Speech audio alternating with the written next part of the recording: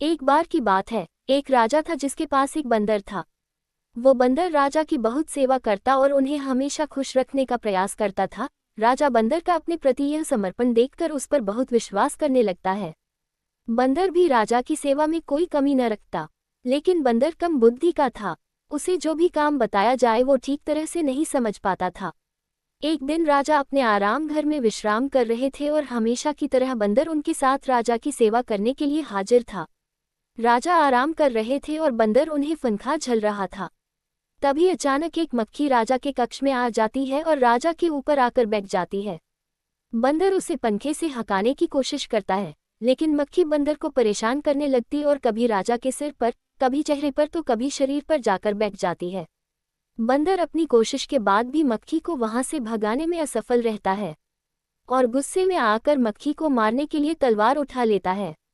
बंदर राजा की छाती पर कूदकर बैठ जाता है ताकि राजा के माथे पर जो मक्खी बैठी है उसे मार सके। जैसे ही वो मारने के लिए तलवार उठाता है, मक्खी उड़ जाती है। फिर वो राजा के सिर पर जाकर बैठ जाती है और जैसे ही बंदर उसे मारने की तलवार चलाता, मक्खी फिर उड़ जाती है, लेकिन राजा के बाल कट जाते हैं।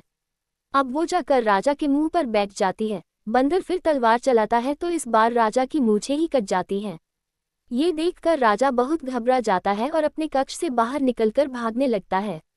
बंदर भी उनके पीछे पीछे भागता है और पूरे राजमहल हंगामा और शोर मच जाता है और राजा सोचते हैं, ये किस मूर्ख बंदर से मेरा पाला पड़ गया है। राजा और मूर्ख बंदर की कहानी की इस कहानी से हमें यही सीख मिलती है कि मूर्ख व्यक्ति के हाथों किसी काम को सौंपना आपके लिए मुसीबत बन सकता है।